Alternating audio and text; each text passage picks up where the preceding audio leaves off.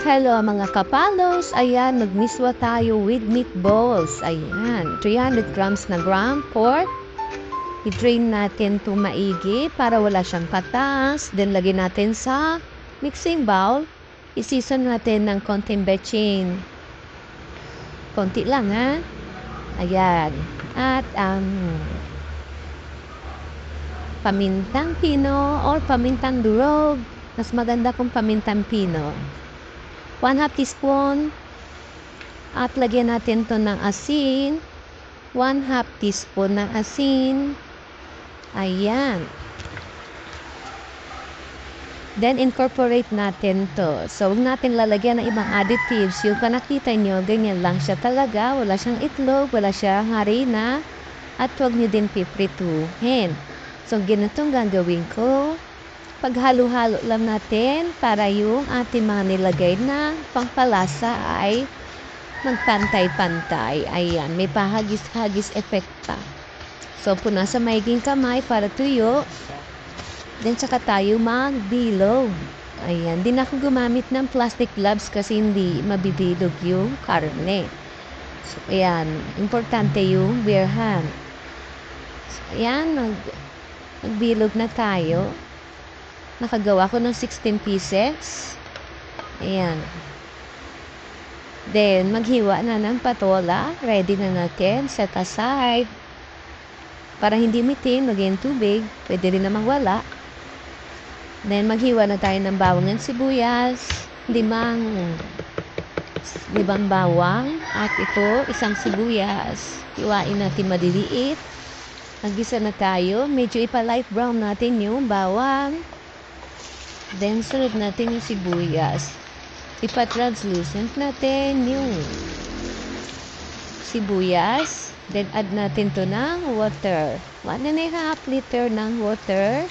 Ayan, nawa sa water. Lagyan natin ng 1.5. Then, season natin ng asin, bechin, and paminta.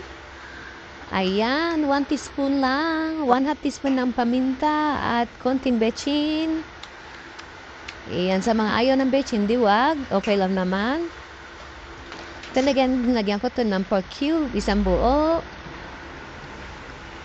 Bigyan naman, nor. Then, ito na. Takpan natin, pakuluan. Pag kumulo na, ayan, lagyan ulit natin ito ng patis. Oh, yan, 1 teaspoon ng patis. Oh. Tikman kung tama yung alat. Then, lagay na natin itong ating bola-bola. Pa isa-isa para wag mag-drop yung temperature ng ating sabaw. Ayan. Pag lumutang na ito ay luto na ito. So, tikman natin kung tama na yung alat. Kung tama na yung alat is okay lang na. Huwag na natin lagyan ng seasoning or asin. So, lagyan ko na ito ng patola. Then, isunod ka agad natin dito yung ating miswa. Ang miswang nabili ko is tuwid. Ayan, stick siya. So, sa mga groceries, sa palengke meron din siguro itong ganito na mas maganda kasi yung tuwid na ayan, sure na mahalo nito para wag magdikit-dikit. Ayan, haluin maigi. Dabilis yan maluto. So, pag luto na yung ating patola, siyempre magkasabay sila ng miswa. Then, ito na yung pinaka-final. May final pa yan. Ilalagyan ko ito ng 2 tablespoon coffee creamer. Ayan, pampakream, pampalasa na. Ayan, kakaiba yung lasa ng sabaw pag may coffee creamer. Ayan, try nito. Masarap to na. Hinahanap yan ng mga anak ko pag wala akong nilagay na creamer. So, ito na, prepare na natin. Serve natin with toyo and calamansi. Kung gusto niyo masili, bahala kayo. So, yan na yung finished products. Kung gusto niyo aking miswa with meatballs. Thanks for watching. Love you all. Bye-bye.